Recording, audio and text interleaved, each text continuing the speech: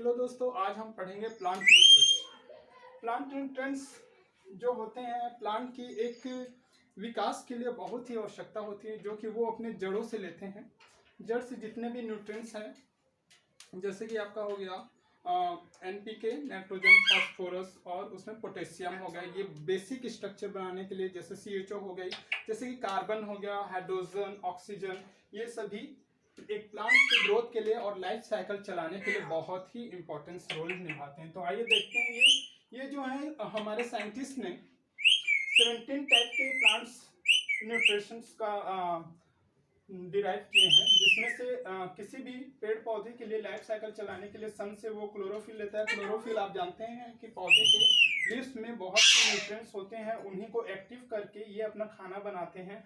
और जाइलम और फ्लोएम जैसे हार्मोन्स को और इनको जो एक प्रकार से ये उनके साइकिल को फ्लो करते हैं।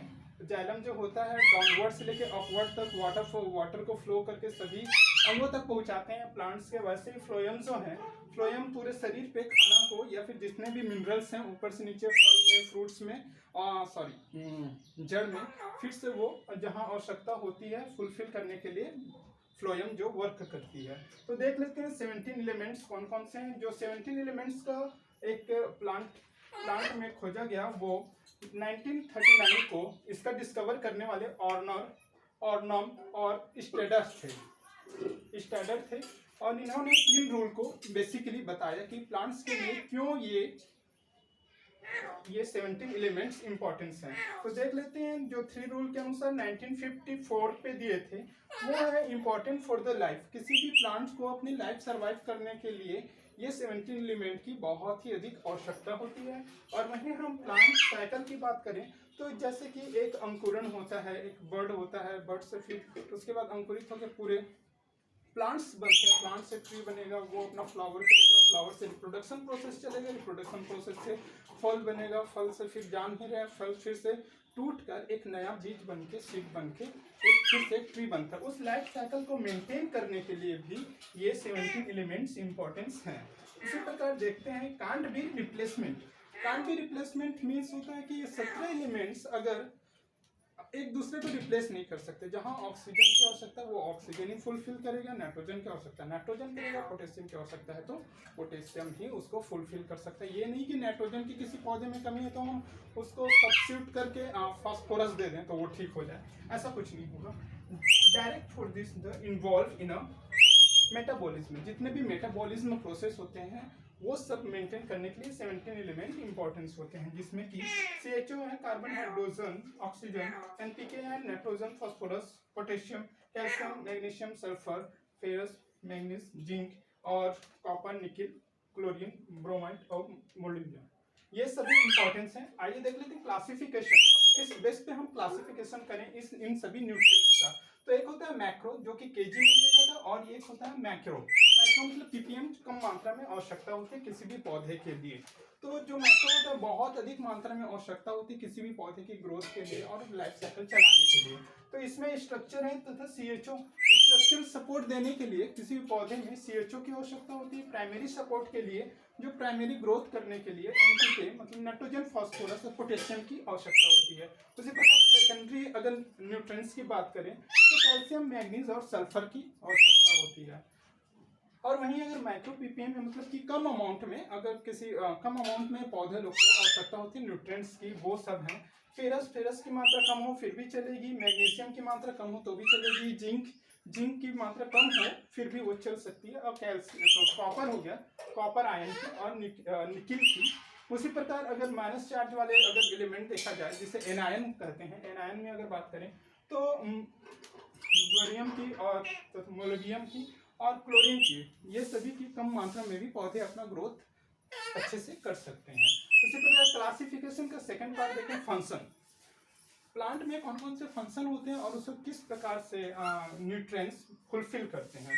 तो स्ट्रक्चर सपोर्ट, अभी जो बात किए थे, एक स्ट्रक्चर बनाना है जैसे कि किस तरह से लंबा चौड़ा हो, मोटा हो और उसके परत किस प्रकार हो, तो ये CHO जो है न्यूट्रिएंट्स यही इसके लिए जिम्मेदार होते हैं। उसी प्रकार अगर हम बात करें न्यूट्रिएंट्स की तो उसमें NPK मोस्ट इंपॉर्टेंस होते हैं। न्यूट्रिएंट्स मतलब कि उसके पोषक मतलब मजबूती देने के लिए एनपीके इंपॉर्टेंस है। उसी प्रकार ट्रांसपोर्ट सिस्टम मेंटेन करने के लिए, ट्रांसपोर्ट सिस्टम मीन्स किसी जाइलम फ्लोएम की तरह पानी को ऊपर ले जाना है और वाष्पोत्सर्जन की क्रिया कराना है। कहीं पर अगर सड़ गया तो उसे कैसे फुलफिल कराना है, उसमें सड़न को कैसे दूर करना है, ये सभी क्रिया के लिए कैल्शियम, मैग्नीशियम, पोटेशियम और इसी प्रकार से इसमें कैटालिज्म, मेटाबॉलिज्म बोल सकते हैं, इसमें फेरस, मैग्नीज, जिंक, कॉपर ये सब का उपयोग किया जाता है। अब नेक्स्ट है तीसरा part, soil mobility. Soil mobility means ये पानी के साथ कैसे सॉइल के साथ कैसे वाटर में मिलके फ्लो हो जाते हैं और हट जाते हैं, और इनकी कमी अक्सर देखा गया है क्योंकि जल जैसे कि बाढ़ आ गया और कुछ आ गया और रेन फोर्स अधिक हो गया तो वाटर फ्लो में ये चले जाते हैं मिनरल्स, और इसमें सॉइल में इसकी कमी आ जाती है और प्लांट फिर इसमें भरपाई करने में हमें ऊपर से देना पड़ता है। जैसे कि फास्ट मूवेबिलिटी, जैसे सॉइल में बहुत ही फास्ट एक्शन करते हैं, अंदर तक चले जाते हैं, अगर उसको छिड़काव करोगे और पानी गिरेगा, बरसात होगा, रेन फोर्स अगर फास्ट रेन फोर्स होगा तो बह भी जाएगा। तो ये फास्ट मूवेबिलिटी जो है ये है नाइट्रिक एसिड बोल सकते हैं या नाइट्रिक, और इसमें होते हैं सल्फेट और मैग्नीज प्लस आयन और क्लोराइड।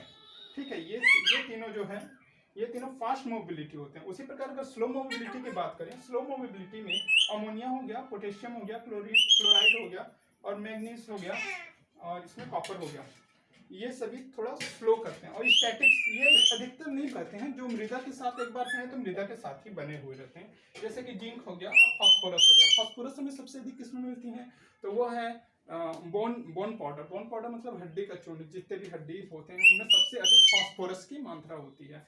अब उसी प्रकार देख लेते हैं प्लांट मोबिलिटी। प्लांट में अगर किस प्रकार से उसमें उसके मोबिलिटी के कारण ये पाए जाते हैं, जैसे कि रूट्स में, अगर रूट्स में सबसे अधिक हमें आवश्यकता होती है एनपीके की और मैग्नीज और मोबिलिम की। तो ये जो हैं ये चारों पांचों हैं जो ये इसके रूट्स को अगर इनकी कमी हो गई तो रूट्स में इफेक्ट दिखना शुरू हो जाएगा। उसी प्रकार अगर स्टेम उसकी तना की बात करें और लीफ की बात करें तो जिंक मोस्ट इंपॉर्टेंट है।